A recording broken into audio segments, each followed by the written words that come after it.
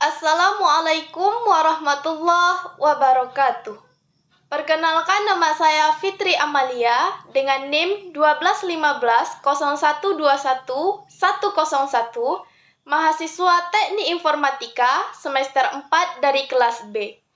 Baiklah, pada kesempatan ini saya akan menjelaskan tentang conditional control, if and case statement, loop, and explicit cursor yang telah ditugaskan oleh Bapak Suwanto Sanjaya pada mata kuliah Sistem Basis Data. Pertama, conditional control if statement. If statement. Kondisional adalah ekspresi dengan true atau false, nilai yang digunakan untuk mengambil keputusan. Contohnya di sini if, di mana region ID-nya, jika region ID-nya 5, 13, 21, maka akan dikeluarkan Amerikas. Jika region ID-nya 11, 14, 15, maka akan dikeluarkan Afrika. Sedangkan jika region ID-nya 30, 34, dan 35, maka akan dikeluarkan Asia. Lalu juga ada namanya case expression. Case expression ini sama seperti if statement, tapi bedanya tuh di case expression ini sama seperti switch case, di mana dia itu mendeklarasikan satu-satu angkanya sesuai dengan apa yang akan di-print. Seperti 5 itu akan mengeprint Amerika, 13 itu akan mengeprint Amerika, 11 itu akan mengeprint Afrika, dan 30 itu mengeprint Asia, contohnya begitu. Lalu ada juga yang namanya loop control structure. Loop ini terdiri dari 3. Yang pertama ada for, loop, dan while. Nanti kita akan membahas satu-satunya. If statement structure. Struktur dari if statement itu if, condition, then statement. Lalu ada yang namanya else if, condition, then statement. Else, statements, and if. Perlu diingat bahwa di sini else if, bukan else if. Lalu juga ada yang namanya if, then else statement. Bentuk contohnya seperti ini, declare, di mana kita mendeklarasikan my age, yaitu 31. Lalu pada bagian begin-nya, kita membuat jika my age kurang dari 11, maka yang pertama, dia akan mengeprint I'm a child. Namun jika tidak kurang dari 11, maka dia akan mengeluarkan I'm not a child. Lalu juga ada namanya if, else, else if, else clause. Contohnya, declare my age number 31. Jika variabel my age ini kurang dari 11, maka akan dikeluarkan I'm a child. Lalu ditambahkan di sini else if, di mana jika umurnya kurang dari 20 tahun, maka akan dikeluarkan I am young. Jika my age-nya kurang dari 30, maka ia akan mengeluarkan I am in my 20s. Lalu jika dia kurang dari 40, maka akan mengeluarkan I am in 30s. Dan yang terakhir, else, dia akan jika tidak ada statement di dalam ini yang bisa dikeluarkan, maka dia akan mengeluarkan I am matters. And if, lalu and.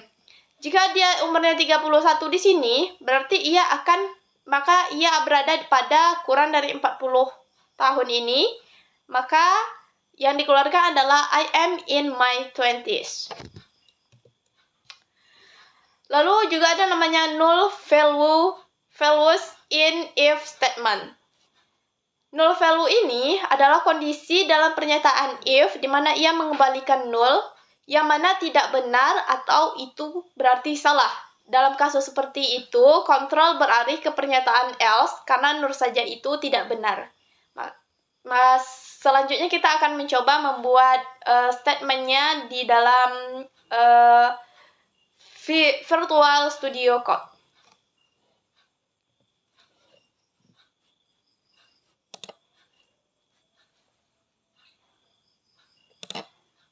Sebelumnya di sini kita akan menggunakan terminal. Di sini saya akan membuat SQL Plus. Masukkan username dan password. Lagi karena saya salah masukkan. Nah, jangan lupa kita set server output on. Nah, setelah ini kita akan membuat sintaksnya. Sebelumnya di sini saya akan membuat sintaksnya, nanti saya jelaskan selanjutnya. Ini adalah sintaks yang telah saya buat. Pada declare, kita membuat my age-nya itu adalah number default 31. Di dalam begin-nya, kita menggunakan if my age, jika my age kurang dari 11, maka akan mengeluarkan umur saya di bawah 11 tahun. Jika kurang 20, akan dikeluarkan umur saya di bawah 20 tahun. Jika kurang dari 30, maka akan dikeluarkan umur saya di bawah 30 tahun. Jika tidak memenuhi 3 statement di atas, maka akan dikeluarkan else, yaitu umur saya 31 tahun. Umurnya di sini kita set 31. Untuk mengeksekusinya, pada terminal kita panggil dia praktek1.sql. Nah, maka yang dikeluarkan adalah umur saya 31 tahun. Karena apa? Karena 3 statement di atas tidak memenuhi, maka ia akan mengeluarkan else. Selanjutnya kita akan lanjut ke dalam pembahasan selanjutnya, yaitu conditional control case statement.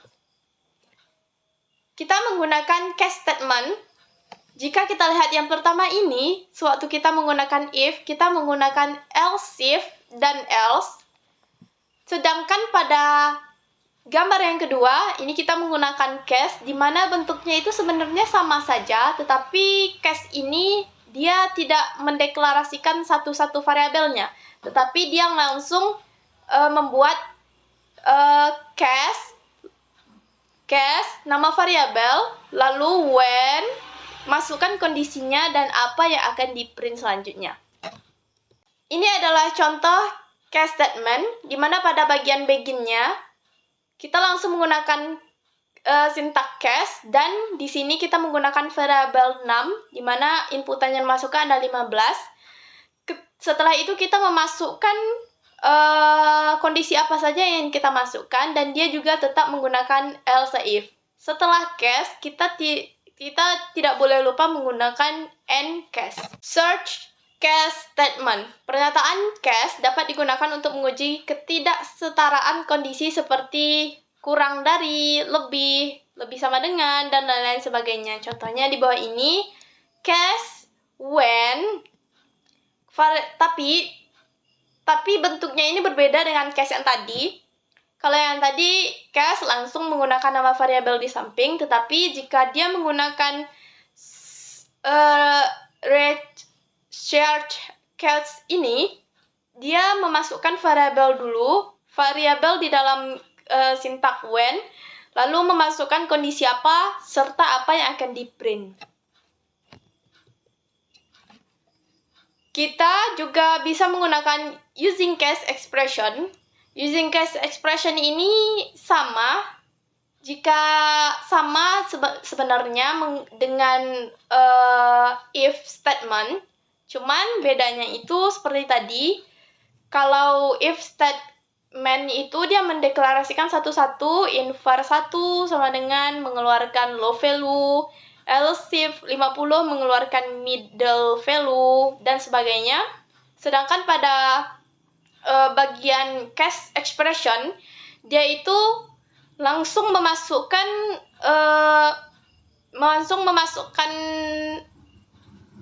variabel yang outer var, lalu dia menggunakan case-nya di mana v-in var-nya misalnya di sini dimasukkan when 1 mengeluarkan low value, 50 mengeluarkan middle value, 99 mengeluarkan high value, dan sebagainya. Selanjutnya ada logic tables. Saat menggunakan pernyataan if dan case, sering dibutuhkan penggabungan kondisi menggunakan and, or, dan not. Contohnya di sini, jika true dan true mengeluarkan true, null dan false mengeluarkan false, true dan null misalnya mengeluarkan true, false dan null mengeluarkan false, dan null mengeluarkan null, dan begitu seterusnya. Baiklah, selanjutnya kita akan coba membuat bentuk case statement di VS Code.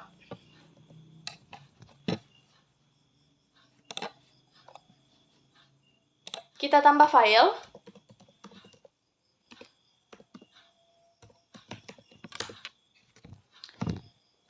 Saya akan memasukkan codingan yang telah saya buat sebelumnya. Nah, di sini saya telah membuat codingan atau kode yang bisa dijalankan serta menggunakan case statement. Di sini saya mendeklarasikan v-number-nya itu saya masukkan 10 dan v-text-nya itu 30. Lalu kita menggunakan case. Di mana kita menggunakan variabelnya di samping case. Lalu kita membuat statement di mana jika 3 akan mengeluarkan 3, when 5 mengeluarkan 5, when 9 mengeluarkan 9. Selain itu, maka ia akan mengeluarkan tidak tahu. Jangan lupa untuk menutupnya dengan end case. Kita coba panggil filenya. Nah, dia mengeluarkan tidak tahu. Kenapa? Karena di sini saya memasukkan v-num-nya itu 10.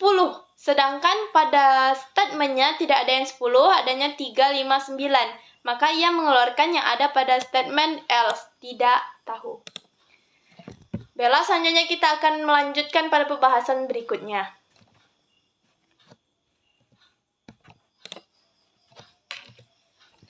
Pembahasan berikutnya yaitu iterative control basic loop. Iterative control loop statement. PL/SQL menyediakan jenis loop berikut. Yang pertama, basic loop merupakan tindakan pengulangan tanpa keseluruhan kondisi, minimal dia akan dieksekusi sekali. Lalu ada for loop, melakukan tindakan iteratif berdasarkan counter. Jika counternya 5, maka ia akan melakukan perulangan atau iteratif sebanyak 5 kali. Lalu ada while loop, ia melakukan tindakan berulang berdasarkan kondisi. Basic loop simple example. Ini adalah contoh basic loop yang paling simple, di mana di sini pada bagian beginnya loop, dia loop diakhiri dengan end loop ya, tidak boleh lupa mengakhirinya dengan loop. Lalu kita menggunakan v-counter di sini. V-counternya 1 ditambah 1. When exceed when artinya dia keluar pada saat v-counternya itu lebih besar 5. Lebih besar dari 5. Berarti 6. Jadi dia ini akan melakukan perulangan seperti apa? V-counternya ini dari 1, dia akan ditambah dengan 1. Pertama, dia akan mengeluarkan 1. Lalu, dia ditambah dengan 1, maka ia akan mengeluarkan 2. Lalu 2, V-counternya telah 2, ditambah lagi dengan 1, maka akan mengeluarkan 3. V-counter 3 ditambah dengan 1 sama dengan 4. V-counter 4 ditambah 1 sama dengan 5. Ini 5. V-counter sama dengan 6, dia akan berhenti. Kenapa? Karena dia ini tadi V-counternya itu hanya sampai lebih besar 5. Jadi, jika ia menggunakan 6, ia tidak akan dieksekusi dan loopingnya akan berhenti. Basic loop atau exit statement rules, dia memiliki beberapa aturan. Pernyataan exit harus ditempatkan di dalam loop. Jika kondisi exit ditempatkan di bagian atas loop, sebelum salah satu pernyataan dapat dieksekusi lainnya, dan kondisi itu adalah awalnya benar, lalu loop pernyataan lainnya masuk loop tidak akan pernah dieksekusi. Sebuah loop dasar dapat berisi beberapa pernyataan. Maksudnya di sini, pernyataan exit harus ditempatkan di dalam loop. Jika kita sudah memulai loop, maka kita harus mengakhiri loopnya. Jika kondisi exit ditempatkan di bagian atas loop, maka statement yang di bawahnya itu tidak akan dieksekusi lagi. Selanjutnya kita akan coba ke dalam contoh yang telah selanjutnya kita akan mencoba menemukannya ke dalam Virtual Studio Code.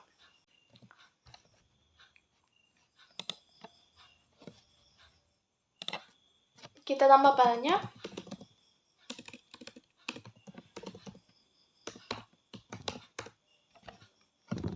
Saya akan memasukkan codingan yang telah saya buat sebelumnya. Nah, di sini saya telah membuat codingan di mana saya mendeklarasikan VI-nya, variabel I dengan tipe data number sama dengan 0. Lalu saya menggunakan loop di sini, ini end loop-nya. Saya melakukan perulangan 0 dari 0 sampai lebih besar sama dengan 5. Berarti ia mengeluarkan 6. Kenapa 6? Karena dia mengeluarkan 0-nya juga. Pertama dia mengeluarkan 0, lalu ditambah dengan 1, 0 ditambah 1 maka mengeluarkan 1, 1 ditambah 1 mengeluarkan 2, 2 tambah 1 mengeluarkan 3, 3 ditambah 1 mengeluarkan 4, 4 ditambah 1 sama dengan 5, maka ia akan berhenti perulangannya. Kenapa? Karena dia menggunakan VI-nya ini besar sama dengan 5. 5-nya itu sudah termasuk ya. Coba kita panggil filenya.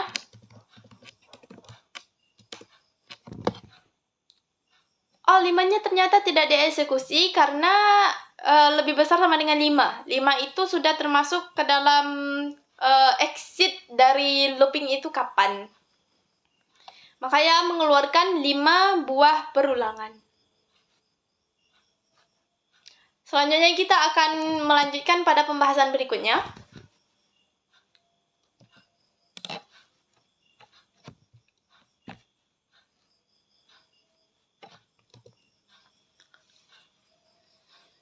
Yaitu iterative control while and for loop. While, pertama kita bahas tentang while loop. While loop dapat digunakan untuk mengulangi urutan pernyataan sampai kondisi pengendali tidak lagi benar. Dia itu mengulang pernyataan sampai kondisinya itu sudah salah gitu. Kondisi dievaluasi pada awal setiap iterasi. Perulangan berakhir ketika kondisi false atau batal. Jika kondisi false atau null pada eksekusi, maka tidak ada iterasi yang dilakukan. Ini adalah sintak dari while loop, di mana pertama itu while, lalu dia ini akan mendeklarasikan kondisinya, lalu loop, dan mengeluarkan statement 1, statement 2, sampai akhirnya end loop. Selanjutnya yaitu for loops deskripsi. For loop memiliki struktur utama sama dengan basic loop. Selain itu, mereka memiliki pernyataan kontrol sebelum kata kunci loop untuk mengatur jumlah iterasi yang PLSQL lakukan. Di sini adalah sintaknya, yaitu for, dia memasukkan counter berapa, in reserve ini jika kita ingin mengulangnya, jika tadi 0, 1, 2, 3, 4, kalau kita menggunakan reverse ini, maka ia akan mengeluarkan dari 4, 3, 2, 0 gitu. Ini ada low band ini seperti dari berapa sampai berapa. Contohnya 0, 4 itu berarti 0 sampai 4. Ia melakukan looping statement 1, statement 2 sampai loopingnya diakhirkan atau end loop. For loop rules. Untuk aturan loop, Yang pertama, gunakan perulangan for untuk mempersingkat tes untuk jumlah iterasi. Jangan mendeklarasikan counter karena itu dinyatakan sebagai implicit. Low band, upper band, low band titik-titik upper band adalah sintaks yang seperti tadi, 0.4. Itu lebih mempermudah kita jika ingin memasukkan counternya. For loop expression example. Ini adalah contohnya. Contohnya di sini kita mendeklarasikan V lower-nya itu 1, V upper-nya itu 100. Lalu pada bagian-bagiannya, for, di mana I-nya ini in V lower, di mana lower 1, titik-titik sampai V lower, V upper, yaitu 100. Jadi 1 titik-titik 100 loop. Ia akan mengelup atau melakukan looping perulangan dari 1 sampai 100. Jika sudah 100, maka ia akan mengakhiri loopingnya atau perulangannya. Baiklah, kita akan coba mendemokan di dalam Virtual Studio Code.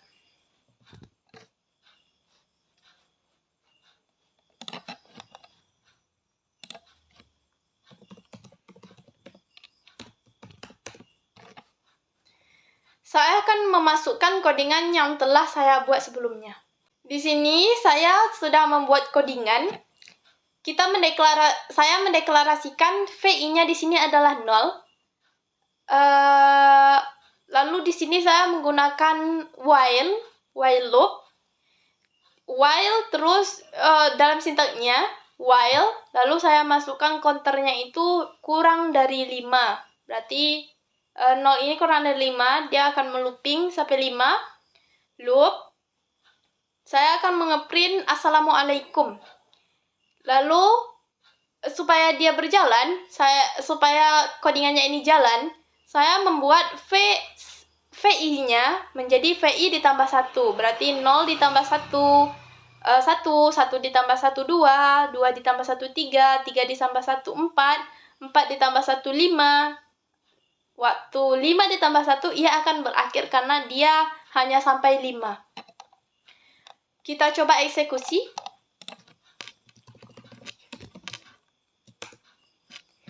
Ini, 1, 2, 3, 4, 5. Dia melooping sebanyak 5 kali. Maka bisa dipastikan bahwa codingan ini tadi itu adalah contoh dari while loop. Selanjutnya kita akan masuk ke pembahasan berikutnya.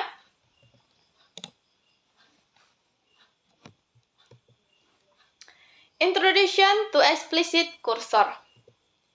Context Areas and Cursors. Server Oracle mengalokasikan area memori pribadi yang disebut Context Areas untuk menyimpan data yang diproses oleh pernyataan SQL. Setiap area konteks memiliki kursor yang terkait dengannya. Maksudnya, setiap area konteks ini memiliki kursor. Kursor itu seperti pointer atau penanda. Jadi ini konteks area, dia memiliki kursor seperti ini. Makanya disebutkan konteks area setiap area konteks memiliki kursor yang terkait dengannya. Implicit dan explicit cursor. Ada 2 jenis kursor. Ada kursor implicit, yaitu kursor didefinisikan secara otomatis oleh Oracle untuk semua pernyataan SQL DML seperti insert, update, delete, dan merge. Dan untuk pernyataan select yang hanya mengembalikan satu baris. Kursor eksplisit, lalu juga ada namanya kursor eksplisit. Kursor eksplisit ini dideklarasikan oleh pemrograman yang mengembalikan lebih dari satu baris. Kursor ini dapat digunakan untuk menamai area konteks dan kursor data yang dapat disimpan. Explicit cursor. Dengan kursor eksplisit dapat diambil beberapa baris dari tabel database yang memiliki pointer ke setiap baris diambil dan mengerjakan baris satu persatu. Alasan menggunakan kursor eksplisit, pertama, ini adalah satu-satunya cara di PL SQL untuk mengembalikan lebih dari satu baris data, Dan yang kedua, setiap baris diambil oleh pernyataan program yang memberikan programmer lebih untuk mengontrol pemrosesan yang terjadi. Selanjutnya kita masuk ke contoh explicit cursor. Di sini ada contoh explicit cursor. Jika pada implicit cursor kita hanya bisa mengselect satu kolom saja dari satu tabel. Contohnya departemen ID dari kolom departemen, dari tabel departemen. Tetapi pada explicit cursor kita bisa mengambil atau menyelect beberapa kolom. Seperti di sini ada departemen ID, juga ada departemen name, from departemen. Dia mengambil 2 kolom. Di sini juga ada ciri-cirinya pada explicit cursor. Dia akan membuka kursor, lalu akan mengambil datanya satu persatu atau melakukan perulangan pada fetch ini, lalu kursornya akan ditutup.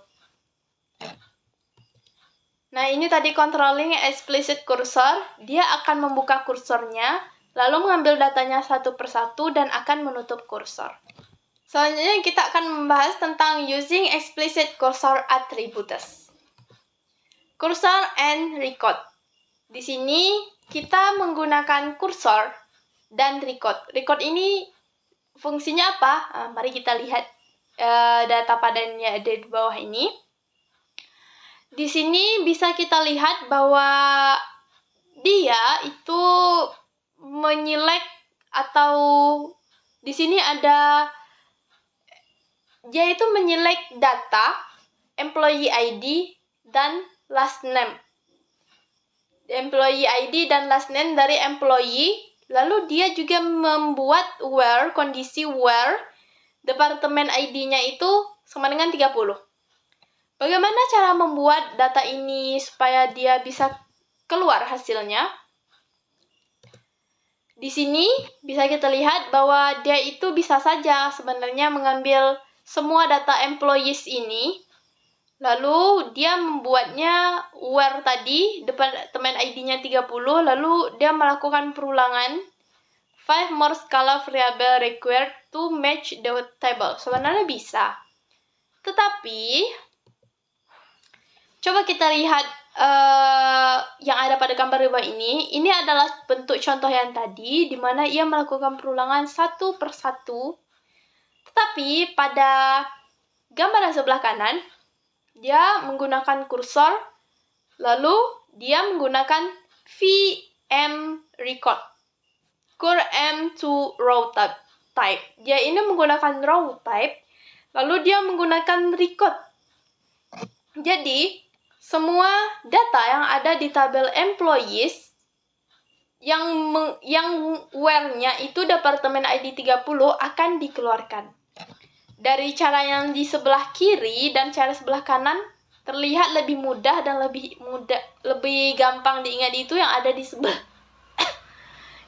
sebelah kanan. Structure of a cursor record. Ini adalah contoh bagaimana kita jika ingin membuat lebih dari dua kolom yang kita select. Kita menggunakan kursor, QRM is, lalu kita select employee ID, last name, salary dari employee, di mana departemen ID-nya itu 30. Caranya adalah kita menggunakan VM record. VM record ini akan mengambil kursor yang ada pada employees, lalu ia juga menggunakan row type. Contohnya di sini vEmployee record ini dot employee ID, vEmployee record dot last name, vEmployee record dot salary. Pada departemen ID-nya sama dengan 30. Nah, itulah tadi penjelasan saya tentang if statement, case statement, lalu juga ada tentang basic loop, tentang for loop, while loop, dan tentang explicit cursor. Sekian dari saya, apabila ada salah mohon dimaafkan, dan saya akhiri, wabillahi taufiq wal hidayah, wassalamualaikum warahmatullahi wabarakatuh.